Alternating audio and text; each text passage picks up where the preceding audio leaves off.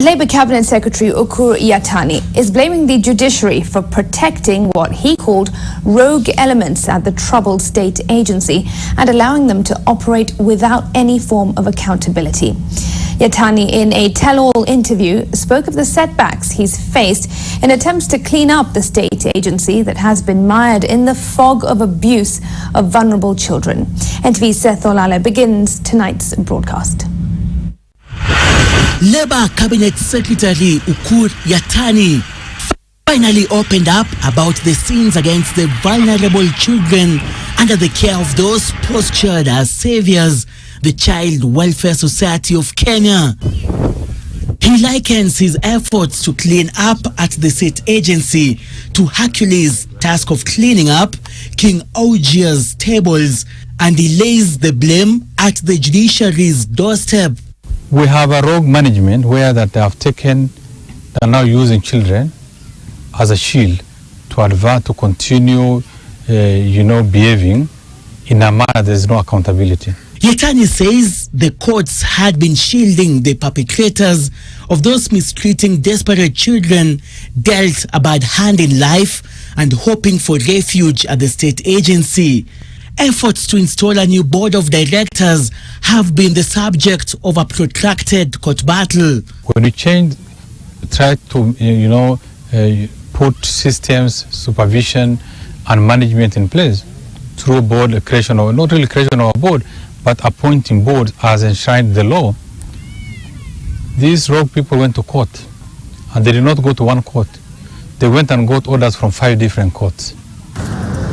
The CS says he will now appeal the Labour Relations Court's order that stopped the newly constituted Board of Management from operating until the case is heard and determined.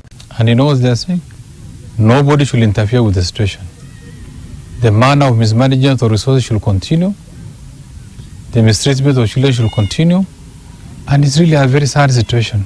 The agency's discredited CEO, Irene Mureithi, has been accused of employing, through the courts, underhand tactics to undermine investigations into her conduct and to deflect scrutiny from the parasitic infection that was feeding off the children, who are the words of the society, as was uncovered by NTV in its expose, Sins of Saviors. I wish the judiciary will also be alive to what's really happening. It's not only about sitting somewhere in Kakamega and making an order, but based on the circumstances they are seeing.